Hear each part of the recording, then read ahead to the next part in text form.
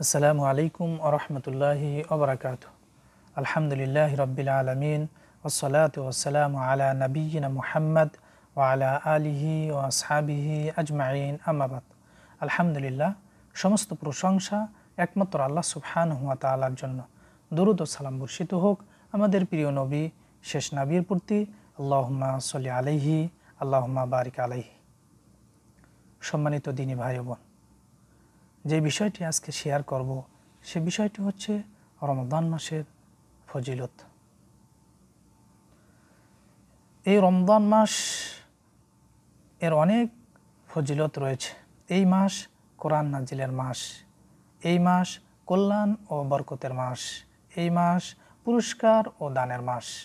এই মাসের এত মর্যাদা একটাই কারণ, সেটি হলো এই মাসে মহাগ্রন্থ আল কোরআন নাজিল হয়েছে, যেটা আল্লাহ সুবহানাহু ওয়া তাআলা সূরাতুল বাকারার 185 নম্বর আয়াতে তুলে ধরেছেন।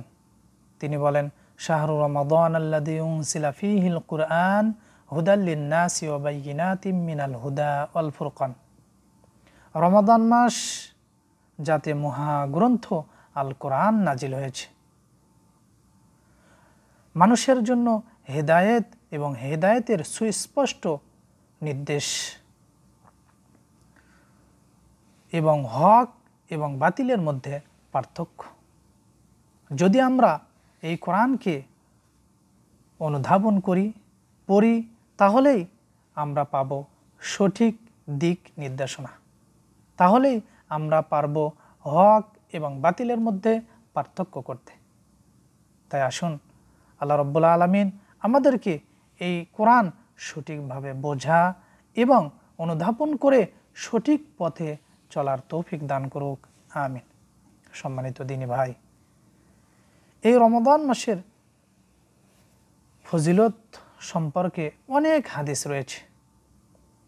প্রসিদ্ধ সাহাবী হযরত আবু হুরায়রা রাদিয়াল্লাহু তাআলা আনহু হতে বর্ণিত, তিনি বলেন, রাসূলুল্লাহ সাল্লাল্লাহু আলাইহি ওয়াসাল্লাম বলেছেন, ইযা জাআ রমাদান ফুতিহাত আবওয়াবুল জান্নাহ ওয়া গুল্লিকাত আবওয়াবুন নার ওয়া সুফফাদাতিশ শায়াতিন। প্রসিদ্ধ সাহাবী হযরত আবু হুরায়রা রাদিয়াল্লাহু তাআলা আনহু হতে বর্ণিত, তিনি বলেন, রাসূলুল্লাহ সাল্লাল্লাহু আলাইহি ওয়াসাল্লাম বলেছেন, যখন রমাদান মাস চলে আসে, যখন রমাদান মাস আসে, তখন জান্নাতের দরজাসমূহ খুলে দেওয়া হয়। ওয়া গুল্লিকাত আবওয়াবুন নার, এবং জাহান্নামের দরজা বন্ধ করে দেওয়া হয়।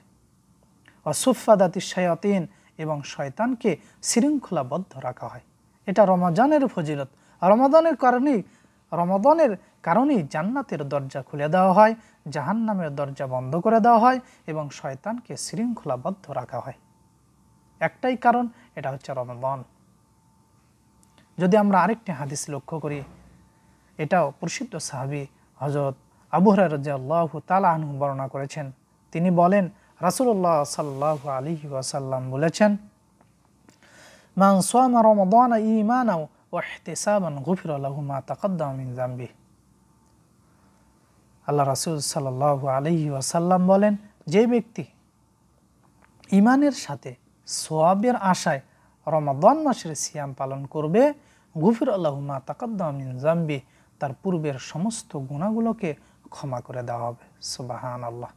সম্মানিত উপস্থিতি, দিনী ভাই ও বোন, তাহলে এই কোরআন এবং হাদিসগুলো থেকে আমরা এটা স্পষ্টভাবে বুঝতে পারি যে রমাদান মাসের কত ফজিলত রয়েছে।